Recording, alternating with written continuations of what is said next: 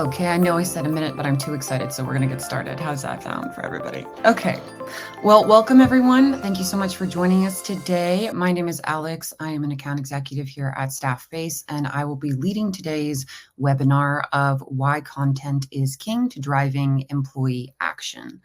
So very excited to be here and to get started. A few points to our agenda today, a couple of housekeeping notes, then we'll hop into the 2022 for Voices Awards, introductions from our wonderful panelists, hear from the experts, and then of course at the end we'll leave some time for Q&A. I'm anticipating there being a lot of really great discussion points, so feel free to keep those questions coming. So for housekeeping, as I said, add your questions to the chat, and the Q&A will begin at today's end of the webinar. We'll have somebody on the back end monitoring chat, so no worries if you've put some comments in. We'll try our best to get to each and every one. And then, of course, a recording will be available after today's webinar for everybody's use and reference. Perfect. So this is the first of a series of webinars coming on the tail of our Voices annual conference for communicators. So the Voices Awards are honoring successful and innovative implementations of the Staffbase platform. And for the Voices Awards this year, we were looking at a couple of categories. So namely, best content format, best launch strategy, best inspiration project, and better business impact. So today's finalists that we're looking at are best content formats. So what I will do now is pass the mic over, maybe starting with Lisa, and if everyone could give a quick introduction and then pass it along to the next person, that would be great. Good morning. Thanks for having us, Alex. My name is Lisa Jones. I'm the internal communications specialist for CoServ. We are a electric and gas cooperative in North Texas, and I have been doing this for 2 years now. So this is all still new to me, but those 2 years have both been in Staffbase, and I love the platform and working in it. And I'm looking forward to hearing from everybody today. Amazing, great. And maybe Lisa, if we could call the next person, we'll just do it that way. Absolutely. Elina? Hi, yes, my name is Elina. I'm a Senior Manager of Internal Industry Communications at Lightspeed Commerce, which is a point of sale and e-commerce platform. I've been at Lightspeed for over 10 years now, but actually in internal communications for just over 2. So this is also something that we're exploring as an organization and continues to evolve over time. And I guess next we can go to Kristina. Awesome. Okay, thank you. Hi, everyone. I work with Brittany Esquijarosa, that's also on the call. We work for Bacardi, and we work on the internal communications team. I've been in this team for close to 3 years now, and we recently transitioned to Staffbase, and it's been wonderful. And I'm looking forward to the discussion today. Go ahead, Britt. Yeah, so just a quick intro on me. As Kristina said, we work for Bacardi, which is the largest privately held spirits company in the world. I've spent most of my career in internal communications and all of my time really at Bacardi in global internal comms. So we have over 9,000 employees around the world, which can sometimes be a challenge, but a fun one to communicate. So excited to hear all the great things that come out of today's discussion. Amazing. Perfect. Well, thank you all. I don't think we missed anybody. If not, give us a shout. But yes, thank you all for being here. Really excited for today's discussion. And so without further ado, I might kick it off with our first question. This is actually coming back to Lisa. So first things we'll do is to kick off our discussion today, I'll start with a 2-minute video, which Lisa submitted as part of CoServ's award application. So we'll see how her team has utilized employee-driven content to foster a culture that's people-driven. So we'll play that video now. Intranet homepage.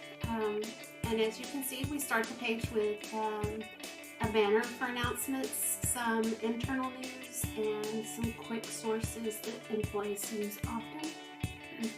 But the exciting part is the second half of the page that is all employee-driven communications. Here under shout-outs, we have a chance for employees to brag on one another. In celebrations, you'll see, currently you see eclipse photos, but sometimes you'll see new babies or graduations or anything that employees just want to share with one another. And then our most recent addition is our engagement challenge. And here you see employees tackle a new challenge each month and encourage one another in those.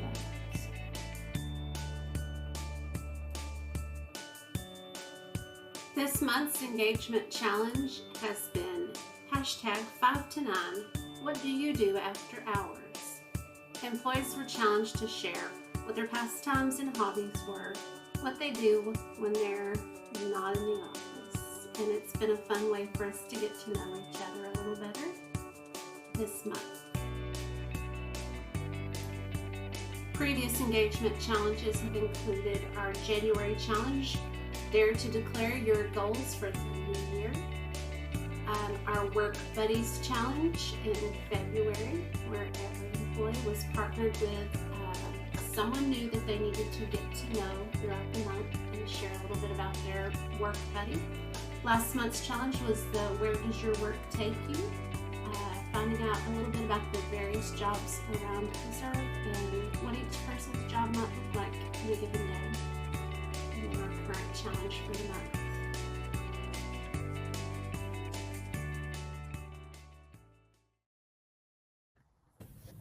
Amazing. Well, that was so great, Lisa. I love so much of that, and the engagement challenges in particular, I think, are so amazing.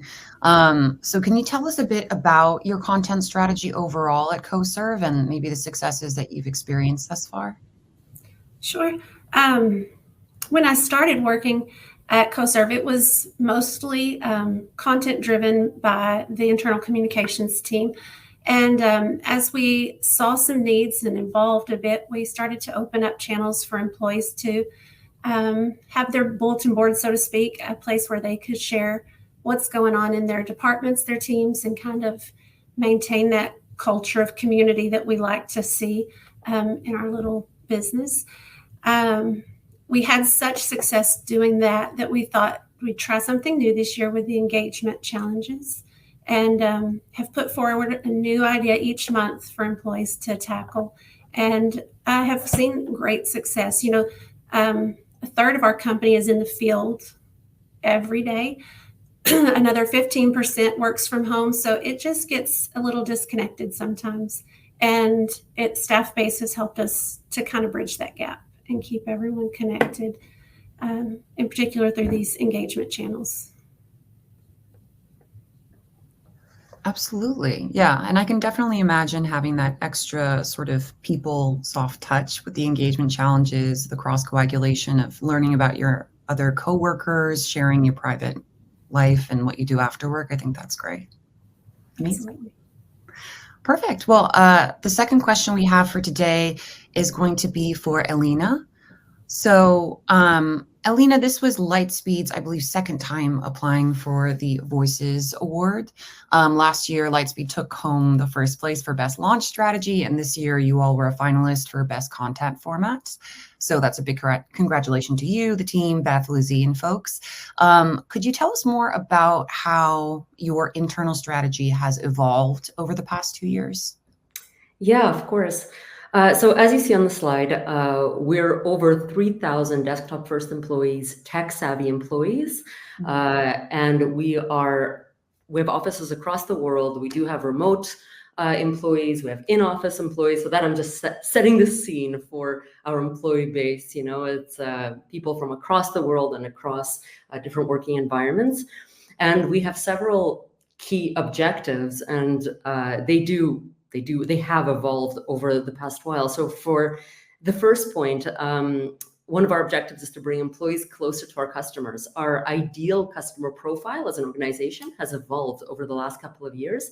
And as such, our goal as an internal communications team, or one of our major goals, has been to help our employee base better understand that ideal customer. So that's been something that Staffbase has been very important for us in doing, finding a place to house all of that information. And that brings me into my second point, which is about centralizing departmental information. So this has been an ongoing issue for us. As I just said, we're vast. We have employees all over the world, and we've been guilty of having information scattered across many platforms, many places, depending on the department. So as a company, we're getting much better at bringing everything together into one centralized hub. This actually fits perfectly with the last point that you see, which is making information easier to find. It's a work in progress, but massive strides have been made over the past couple of years.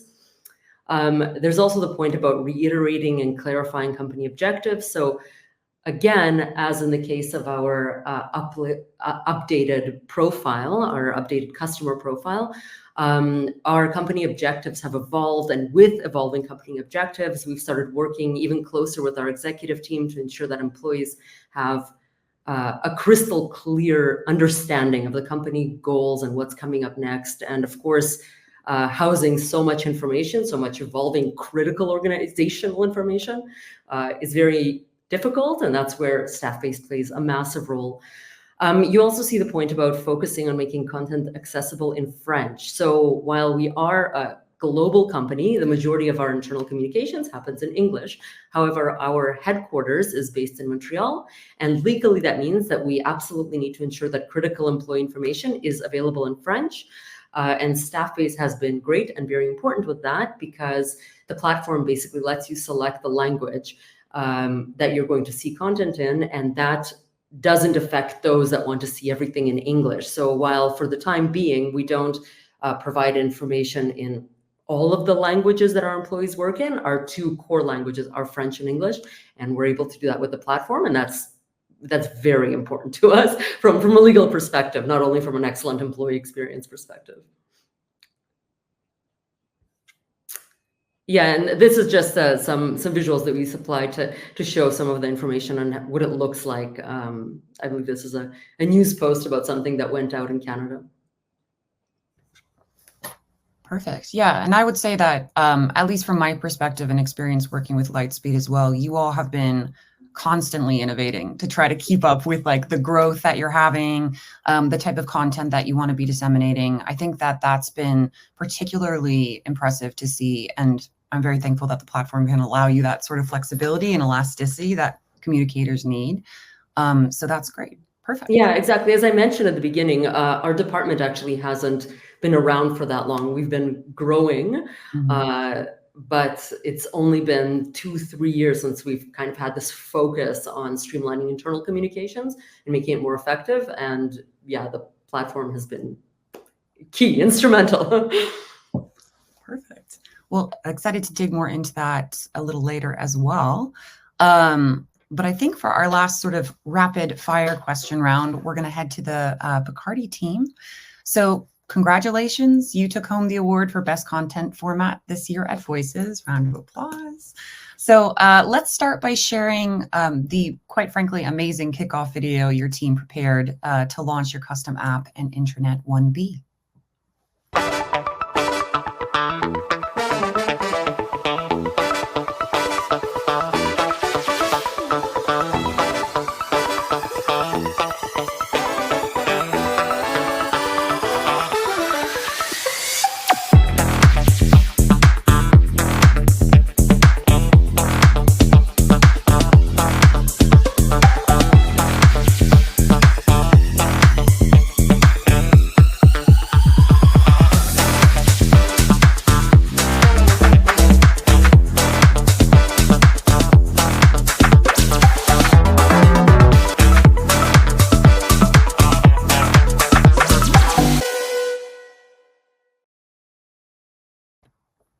Amazing. Perfect. So as a team, Bacardi, tell us more about how you've succeeded with the custom app and the intranet, how 1B has fared, maybe a bit of a lay of the land there. Yeah, so I'll jump in and then Kristina, you can jump in after. So it's been such a huge success for us internally. We launched just over 2 months ago, and the feedback we've received so far has been very positive. We did have a ton of challenges with our previous platform. And so we were just looking for ways to make content more dynamic, more engaging, and definitely more tailored to what we call primos, which are our employees.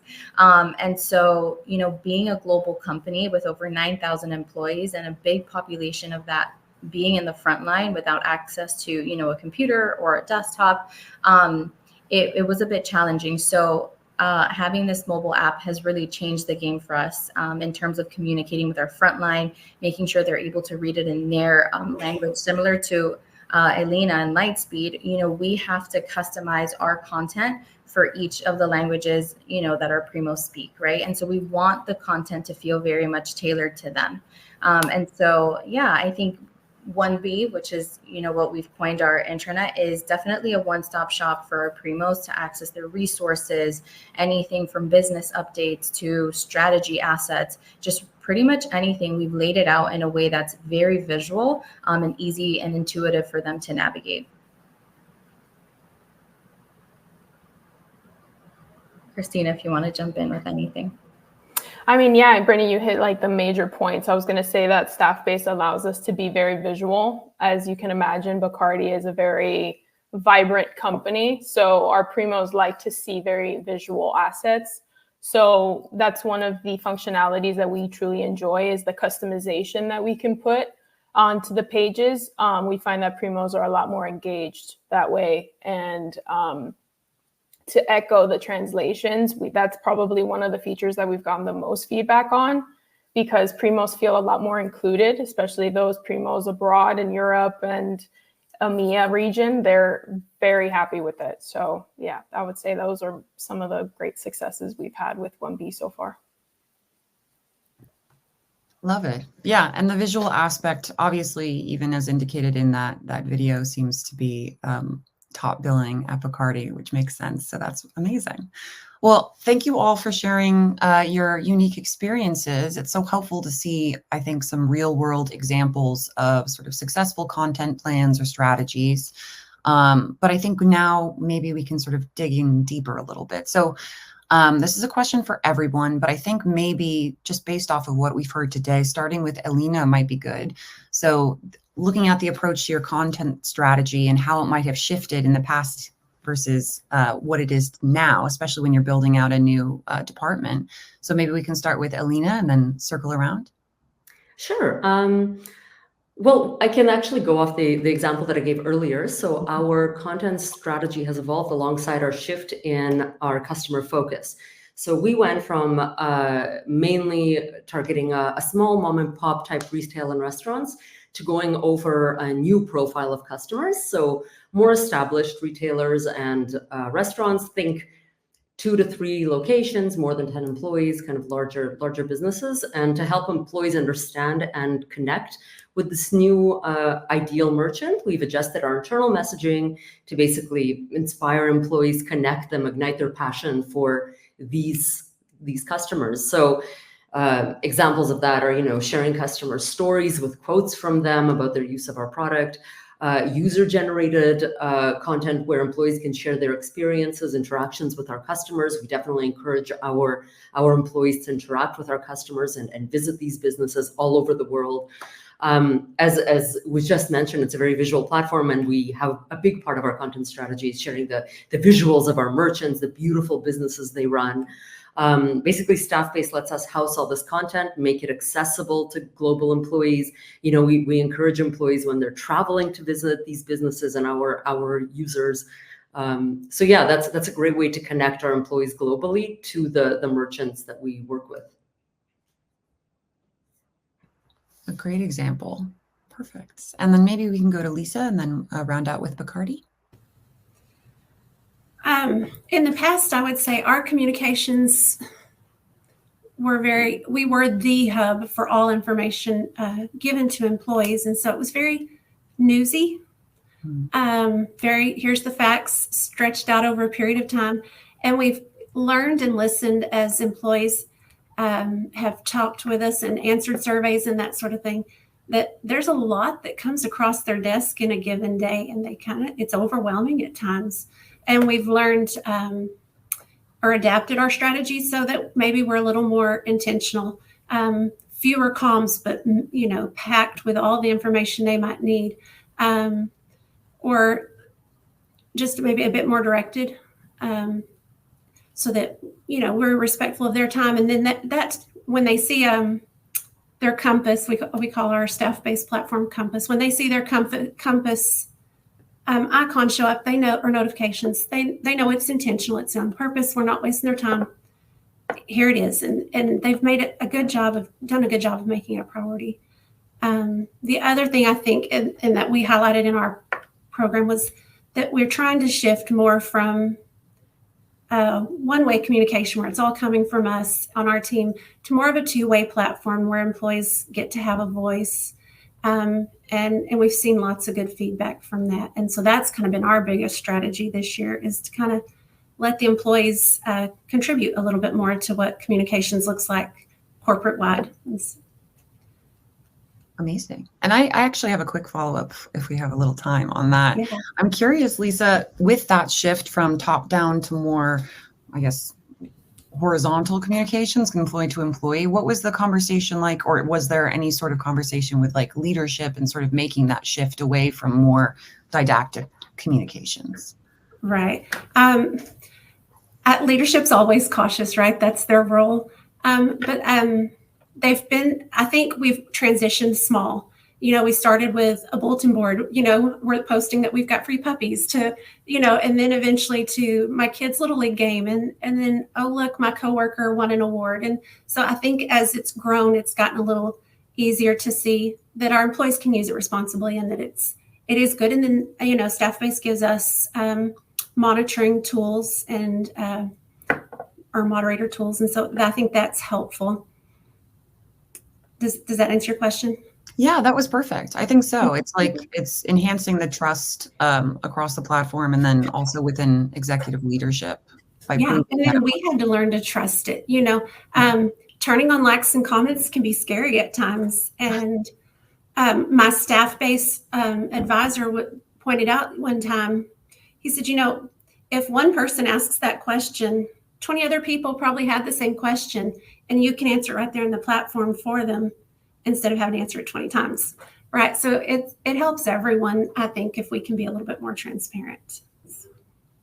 Yeah, I think that's such a great point. Perfect. Amazing. And then maybe over to Brittany and Kristina. So I'll jump in, and apologies if it's a bit noisy in the background. So in years past, we've had a very comms driven, so specifically internal comms, we would create the content, we would source the content. But now moving into Staffbase and kind of rebranding our intranet, we wanted most of our content to be primo generated, right? So we're empowering our employee base to be content creators and content contributors. We want them to feel excited and empowered to, showcase the great work that they're doing across the business. I think sometimes we can work in a silo in comms and sort of just shout about, the big things, the bigger picture things, but it's important to kind of zoom into the business and see what else is happening across the organization, right? So it's been a big sort of win for us internally, being able to see many more primos and functions on our intranet being featured. We also activated this widget, or this sort of feature that we call the Primo Spotlight. So every week the intention is that we feature different primos and the work that they're doing, right? So going from a very comms driven, content creation to more primo generated has really opened up sort of the floodgates, and we have so much more content coming in. So I think that's been one of the biggest ways we've changed our content strategy, in addition to other things like meeting them where they are across digital signage, email communications, just different ways, different touch points. So yeah, Kristina, if you want to jump in. Yeah, Britt, I think you kind of nailed it on the head. I was going to say that we've given these functions a space on the 1B platform to share what they want to share. And it's giving them the freedom to contribute to the organization in the way that they see fit to their organization and their function. And I was also going to say that allowing primos to submit content, so like it plays to what Brittany was saying, is like the primo content contribution. we created a form for other primos to submit content that is going on in their offices or in their regions. And we find that they really enjoy that feature because they kind of get to contribute to the communications as well. So I would say that's kind of how we've approached our content strategy. I love that. And I think it actually, if we could go to the next slide, that actually is a great segue into the next question. So we'll start with Bacardi, if that's all right with Brittany and Kristina, to loop back right to you. Yeah. But so in terms of like having Primo generated content, was this something that you changed in your strategy due to feedback from employees or now that you've sort of like opened up that floodgate a bit more for more self-directed usage and content creation, are you getting a lot of good feedback and ideas from your employees? I think it's both. When we were on our previous platform, there was definitely this gap in featuring different newsworthy content on our platform, right? I think there was a missed opportunity in sharing things that our teams were doing across the business. And, we're a small but mighty team. There's only so much that internal comms knows of and is able to, sort of promote and amplify. So, we would get primos coming to us and saying, hey, we have so much great stuff we want to share. How can we do this? And then again, being a small but mighty team, there's only so much bandwidth. So it was a bit of feedback from our previous platform. And then now that we've, enabled them with their own functional pages, we also have a page specifically for Primo content submission. And then we also have a comment and feedback section on our intranet. So this has sort of opened up just a whole new world for us in terms of generating content, getting feedback. I think it's like that two-way communication with primos across the business and us, right? So we might think we have all the answers and what makes an intranet great, but really it's this feedback that we've been getting where we're seeing a lot of different opportunities as well. So even from the day we launched our intranet 2 months ago till now, there's already been so many learnings and so many opportunities that we will be implementing in phase 2. So I think it's a bit of both. Some of the pain points from our previous intranet, and now seeing that this is actually an opportunity for primos to come to us, it's been great. Yeah, and I'm going to echo into during our launch strategy for 1B, we kind of emphasize the messaging that this is built by primos for primos. So we want them to submit feedback and tell us what they want to see, what they're having problems with. 1B is evolving, and we keep telling all of our primos that like what you see is not what you get. Like it's going to continuously change according to what our primos want to see. So we find like that has been very useful. 100%. And it's so interesting to hear you all speak about, a topic that may cause some trepidation for some, which is opening it up to more like employee to employee communication, less top down, but that is something that is helpful and giving even more direction into like what's going to be optimal for those employees that are actually using the platform. I think that's really, really cool. I'll head to Elina next for the kind of feedback you receive from employees, how that might contribute to future content plans. Sure.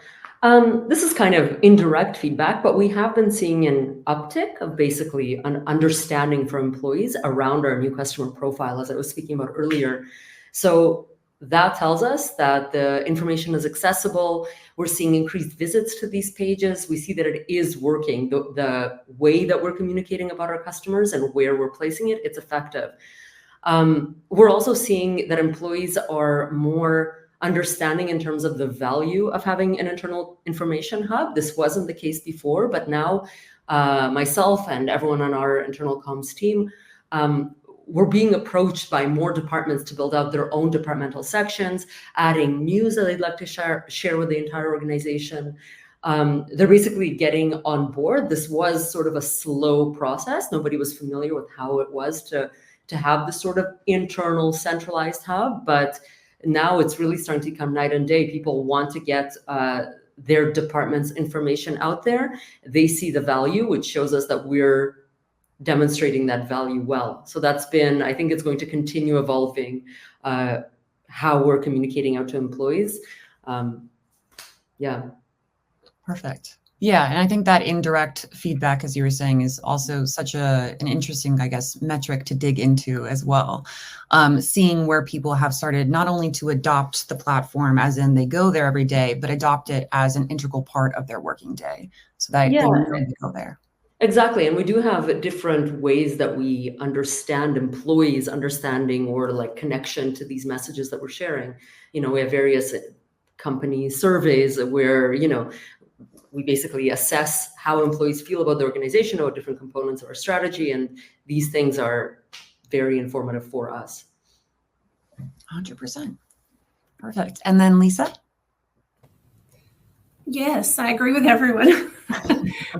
Much like Elina said, do keep in mind that it is your intranet. It's your home base for your employees, and it is the information hub. It's where you want them to go for their one-stop shop for everything, and it has been that. It's a wonderful tool to meet that need.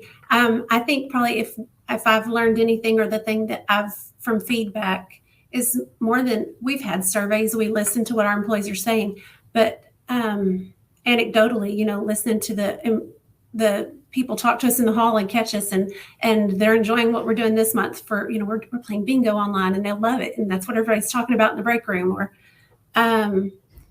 or just watching the activity on the app and the intranet and seeing where do they respond, how do they decipher it. And I think if anything, my takeaway from all that has been just to simplify things, right?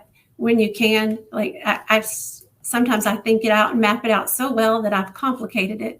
And so I think probably for employees, our future shift would probably be things are working great. Just maybe simplify, keep it easy on the front end for our employees. But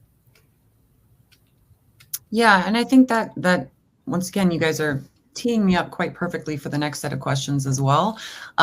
So when thinking about, I guess, evaluating the success of Staffbase and even how that might transform over the course of your usage of the platform, over the course of you building out content and receiving feedback. My question, maybe even starting with Lisa again, is how are you evaluating the success, or in your opinion, what does success mean to you? And then did you set any goals or KPIs from the beginning of your launch with us and the results therein? All right, I'm going to answer your questions backwards. We've talked about using Staffbase data for KPI. Our employees have responded so well. We're at 99.9% of active users that it almost seemed like it was a cheat to use it as a KPI. So we've not gone that direction, even though it's been discussed. I think anyone that uses the platform might agree with me, or maybe I'm a bit of a maths nerd, but I love to get on there in the back, in the studio and look at my reach and watch how many likes and comments and see how employees are responding and what time of day, and all the data that Staffbase provides in the studio fascinates me, and I think helps me educate me and help me form a plan for comms going forward. Does that answer your question? Yeah, I think that's a great answer to the question. I know that I gave you like a compound question with like 3 different things to talk about, so that's my issue. But I'm curious then, in terms of the back end and the metrics that you're using, what do you think is the most impactful or speaks to the success of CoServ specifically when you look at all those metrics? Personally, for our company, we are forever wanting to make sure we're meeting everyone where they're at. It's kind of our catchphrase. We want to make sure that the lineman out in the field has the same access as the person sitting at their desktop computer. And so being able to drill down and break things down by teams and organizations and groups, and check specific analytics for those people has been invaluable for us. So we'll get back in there in the analytics page and start drilling down and checking which of our teams are able to have access to this content, and how do they respond to that one, and where their interests are, and it helps us to form a better plan, I think. Absolutely. Yep. A targeted sort of outlook certainly can help be specific and localized with the content that you're creating as well. So that's fantastic. maybe we can go to, I'll just go down the line here. Elina? Yeah, well, for me, it's what I mentioned. We're such a diverse group of employees across the board that for us, understanding how the different regions are responding to the surveys that I mentioned earlier, that's really the key way that we understand whether we're being effective or not. We can, look at visits. We can look at email opens outside of Staffbase. We can, see views on our newsletters, but it's really how much of this information is being understood, internalized by employees. That for us is a key way to assess whether we need a shift in our strategy, whether we're accurately, producing the kind of content that employees need in order to connect with organizational goals. And for your surveys that you're sending out for feedback, can you elaborate a bit more into that? Has that always been at the same cadence? Have you made adjustments there based on feedback and based on, how you're looking to gather information from the employees? Yeah, these are kind of run by our P&C department. It's an annual sort of larger survey. It's not necessarily focused on internal communications, but we do kind of distill our learnings from there as well. We interpret what we need to from there to understand. So that has been consistent, but we do try to use that as sort of a consistent touch point on where are we with the different messaging to employees. How do they feel about our different departments? How do they feel about our goals? How do they feel about our, executive team? All of these things that we can influence with our communications. Of course, that helps us evolve the kind of comms that we're putting out there, and everything from the frequency of our comms to the different campaigns, internal communications campaigns that we're building. All of that is impacted by it. So it continues to evolve. Perfect. And then Brittany? Yeah, so I think for us, we did a massive push for the mobile app. So definitely seeing the engagement and adoption with the app across iOS and Android. It's important for us to know that our primos are sort of engaging with our content on the go, wherever they are. And so we also use that term, meet your primos where they are. It's important to just grab them wherever you can. In addition to that, of course, very traditional sort of metrics that we like to pull. So the open rates, how they're engaging with the content on 1B through likes, comments, the video views. So I think a lot of that is very important. We also have functional pages, right? So we're always checking to see what functional pages our primos are engaging with the most. Is there something we can do differently? And then, of course, like we say, now our bread and butter is really getting this primo generated content. So we're constantly measuring where it's coming from, who are the primos that are engaging with this the most, and who are sort of like the super users or the super content creators, and definitely continuing to empower them to send us this beautiful content.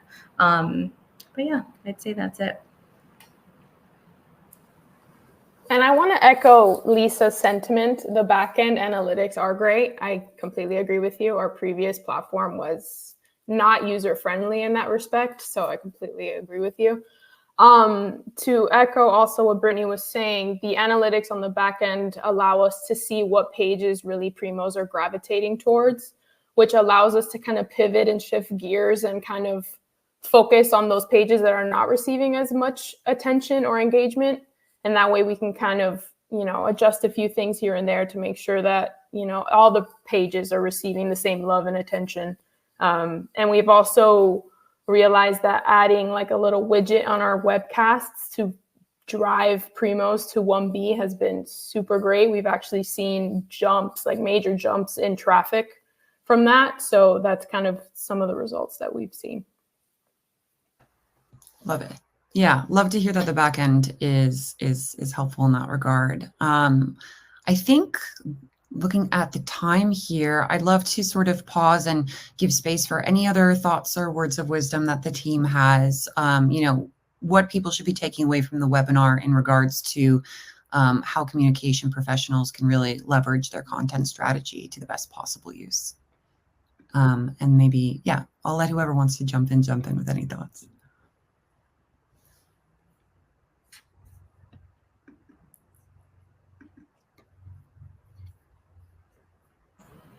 I mean, I guess I can jump in. I think as I mentioned, I mean, I keep reiterating this, but I think opening up sort of, or even just empowering your employee base to come to you with any great ideas. And even if you don't end up sort of, promoting or amplifying whatever it is that they come to you with, I think it's just, even if you're just sort of enabling them to come to you and have that dialogue, and it really sparks different ideas and of what you can be communicating to primos in terms of content, right? I'm specifically speaking about content creation. And I think for us, it's also been critical to be, super visual, have beautiful, imagery across our platform where, it's a new platform. It's fairly new. So of course it's all about trial and error and learning how to navigate the platform. So, providing as many resources as possible so that, your employees can get familiar with the platform and really feel like it's their one-stop shop, their go-to for everything. So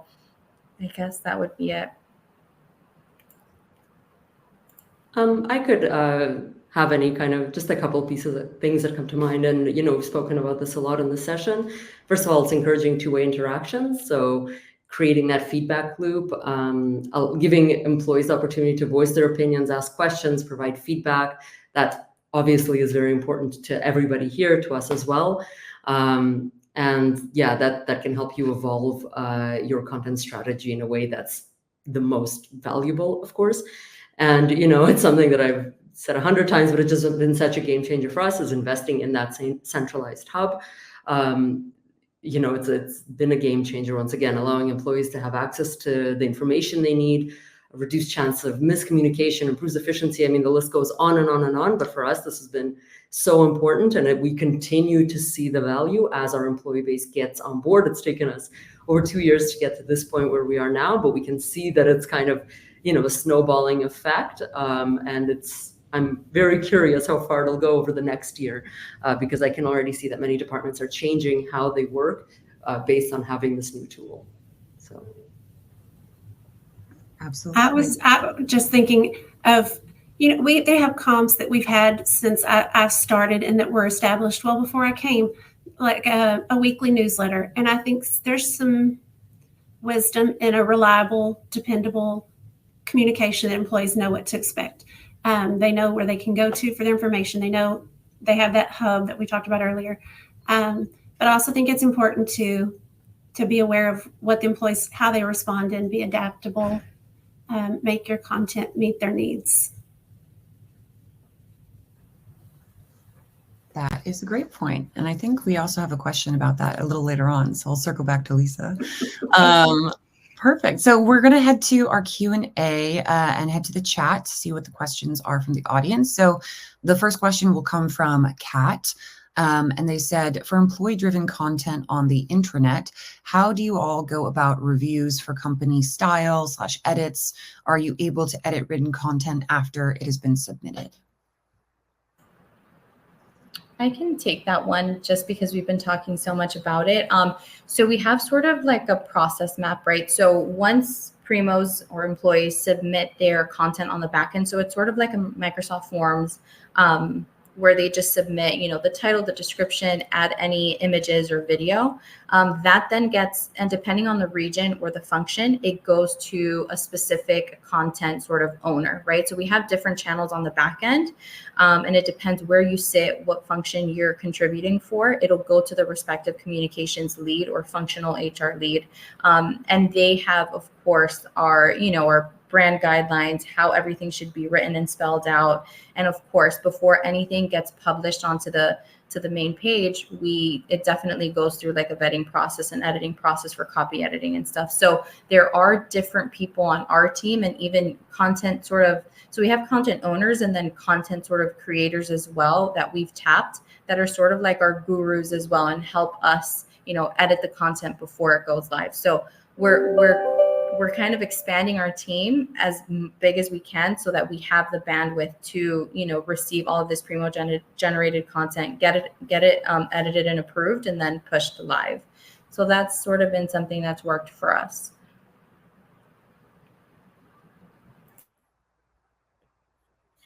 Perfect. And then a follow-up to that, Brittany and Kristina, in terms of the person that's going to be sort of like I guess, copy editing or signing off on this, how does that fall into the flow of like the comms team overall, or, their collaboration with HR? Is that somebody specifically delegated, or how does that work?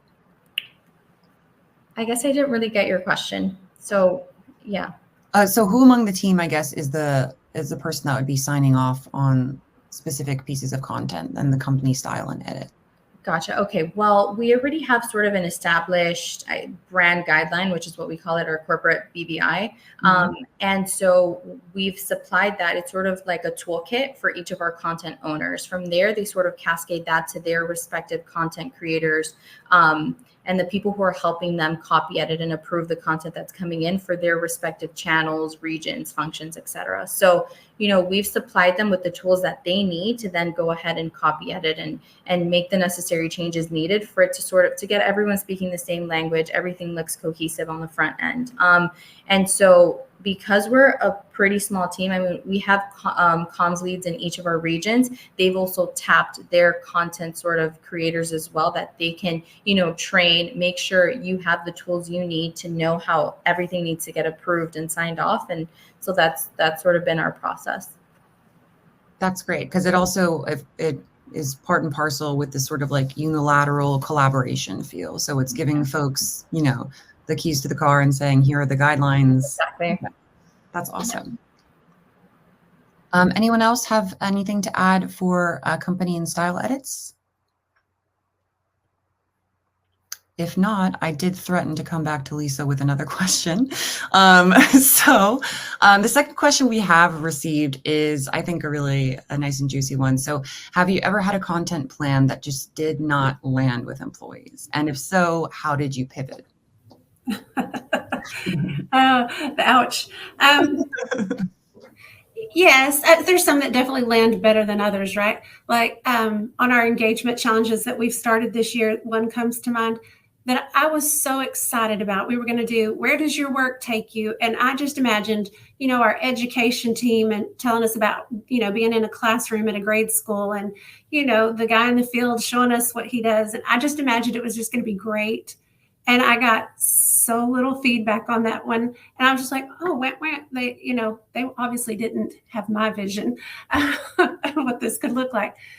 I think probably the best way to pivot is time. Just, okay, check, lesson learned. We'll move on to the next one. Maybe it was a timing thing. Maybe they had best intentions and just didn't get that picture posted. Or maybe it wasn't as fun as I thought it was. But there's always a new challenge next month. You can't sweat it. I think probably just learn from it, roll, and see what comes next. Maybe it wasn't even your plan or your comms or your content. It just maybe it was timing or presentation. Very true. I'd say sometimes, you never know if that campaign had been launched at a different point. Maybe it would have hit different. But I think not sweat it. That's good. Just make the necessary changes and see what happens. What about you, Elina?